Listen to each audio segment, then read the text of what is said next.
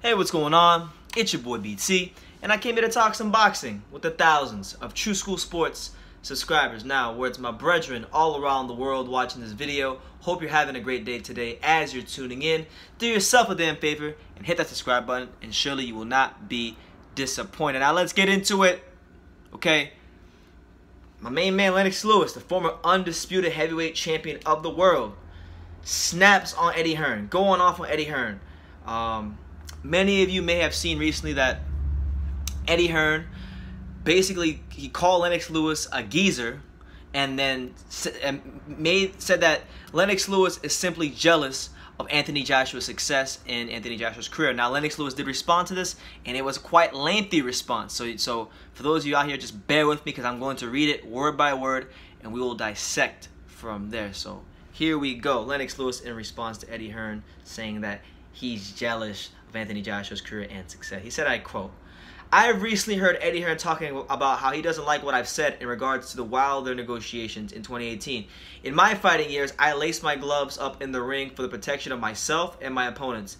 Outside of the ring, there are no gloves. We don't put pillows on to soften the blow. Eddie needs to put his big boy pants on and understand that the criticism and scrutiny are part of the game. No boxer or promoter is above it, right or wrong. I've had my fair share also. It comes with a territory.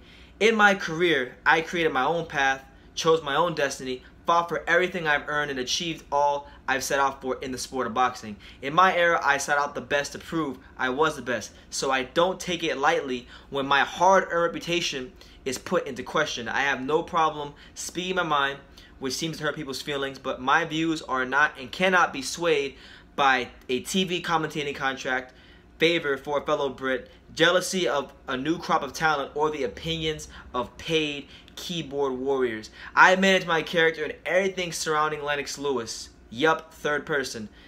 There's no puppet master here. I just call it like I see it. I always have. For those of you who push this false narrative, I invite you to join me here at my League of Champions youth boxing camp, where among other things we teach integrity. With Wilder Fury 2 happening, Eddie is now scrambling for a viable opponent for Anthony Joshua. If Joshua handles his business in April, the winner of Wilder vs. Fury 2 should take on Joshua for the undisputed title. If that doesn't happen, then we know it's just about milking the British fans for as much money as possible instead of bringing the undisputed heavyweight championship of the world back home to them for a second time in their lifetime. Just that simple, end quote. Now, give me 1 second, guys. I'll be back. Give me 1 second. Give me 1 second. 1 second.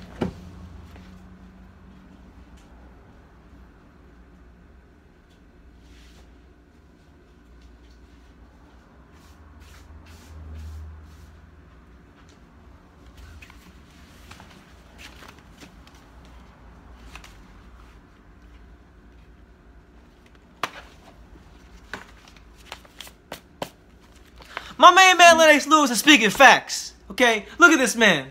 He fought for the undisputed heavyweight title. He was the last one to fight for the undisputed heavyweight championship and win the undisputed heavyweight championship of the world. So when this man speaks, we must listen here on True School Sports. Look at this. Look at this man. Look at the greatness. Okay, big facts from Lennox Lewis. Now look. Last year, when the Wilder Joshua negotiations were happening all the time, right? Obviously, I tend to side more with Joshua because I really don't think that I didn't think that Wilder's team wanted to fight back then.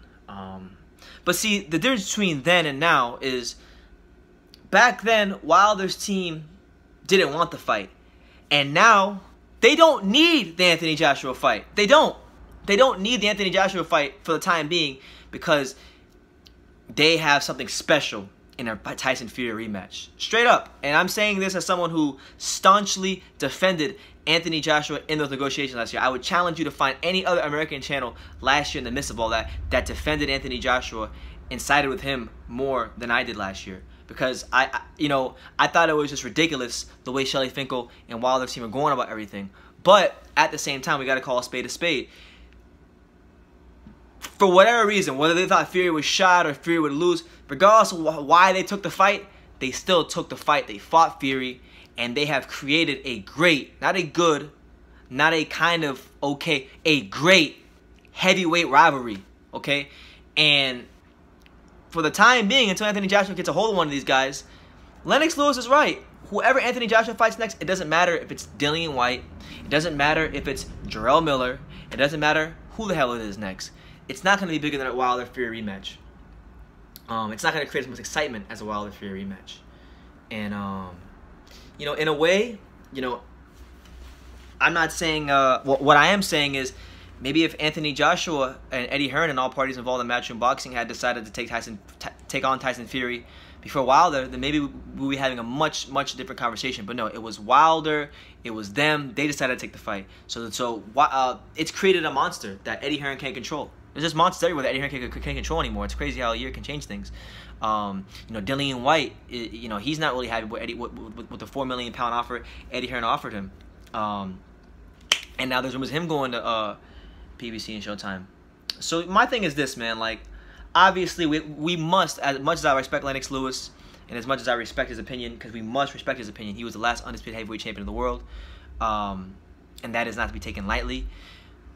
And he did fight the best. I mean, shit. I mean, do I gotta show you the damn magazine cover again? This man fought the best. He fought Evander Holyfield, guys, darn it. You know, and a whole host of other fighters that we don't. You know, so if you watch this channel, you should know who Lennox Lewis fought. But I'm just saying, man, like,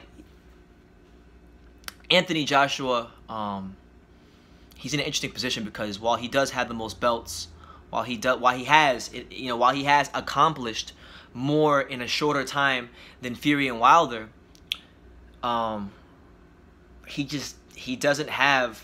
I'm sorry, I hate to tell you, he doesn't have a great fight like Fury versus Wilder. Yeah, Dillian White might be a pretty good fight, might even be a fantastic fight, but it's not going to be to the level of Fury Wilder. And the excitement they created in the first fight and the kind of excitement they will create in the second fight, because they're just not that kind of dynamic. There's not that kind of style matchup. There's not that kind of clash of personalities. You see what I'm saying?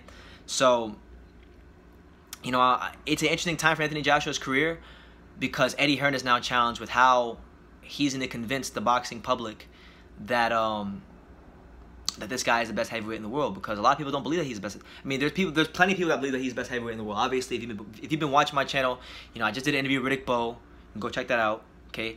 An interview with my main man, Jesse Robinson at the Heavyweight Factory, boxing trainer. You can go check that out as well. And also Stacey McKinley. These are three people whose boxing IQs and opinions I respect highly, and you should too. They all think Anthony Joshua beats Fury and Wilder. They think he's the best heavyweight in the world. So it's not like there aren't respect people who don't think he's the best heavyweight in the world, but I'm saying the plot has thickened. It's not just as simple as Wilder versus Joshua anymore. You got Wilder, Joshua, and Fury, and now you got Dillian White coming between those guys as well. So, you know, Eddie, in a way, Eddie kind of should put his big boy pants on because, you know,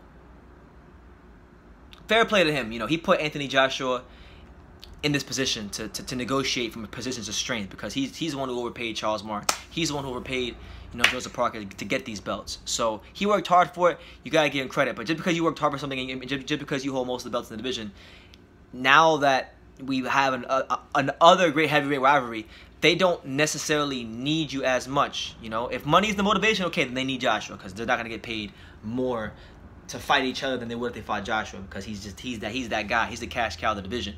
But they can still make good money fighting each other, create excitement fighting each other, have legacy-defining fights fighting each other. And I think that's just what Lennox Lewis is saying. Now, I will agree with him, and I will say that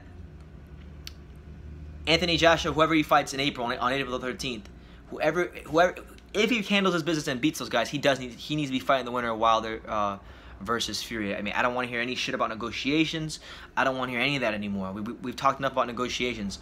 After these fights, after this fight from both sides, from the Joshua side and from the Wilder Fury side, after these two fights just pass along and happen, you know, it's time. It's time, you know, to create another one of these. You see, an undisputed heavyweight champion. We need one of these. We need a fight like this again, and we're not gonna get it if the motivation continues just to be about strictly just money. It's about the best fighting the best at this point. You know, in 2K19, we're done with the bullshit here on True School Sports. You know, I don't think Wilder wanted to fight Joshua last year. As far as his team, I didn't think they wanted to fight him last year. But the difference between last year and this year is, last year they didn't want to fight him. This year they don't need to fight him. Straight up and down, no special effects. They don't need to fight him because they can still have a great fight with Fury. And guess what? Whoever wins the fight with if the second fight is so good, they might do a third fight, and they can have a trilogy, and it could be the first, like at this level, the first great heavyweight boxing trilogy since Bo Holyfield. It has a chance to be just that, and what a legacy that could be for Fury and Wilder. So I'm just saying these are things you must consider. But Lennox Lewis going off Eddie Hearn saying he needs to put his big boy pants on and just make the damn fights happen. So let me know what you guys think in the comments down below about what Lennox Lewis had to say in regards to this. You know, take the time to subscribe. I really appreciate all the comments and support I've been getting recently. I really appreciate all you guys out there. I got much love for everybody who tunes into my channel, and I hope you guys enjoy the content I have coming out in the next few days. Got a couple interviews, and hope you enjoy them. So let me know what you guys think in the comments down below. Take the time to subscribe, and like I say in every single one of these videos, you can love me or you can hate me, but I'm just a kid from Dane. So until next time, take care, guys.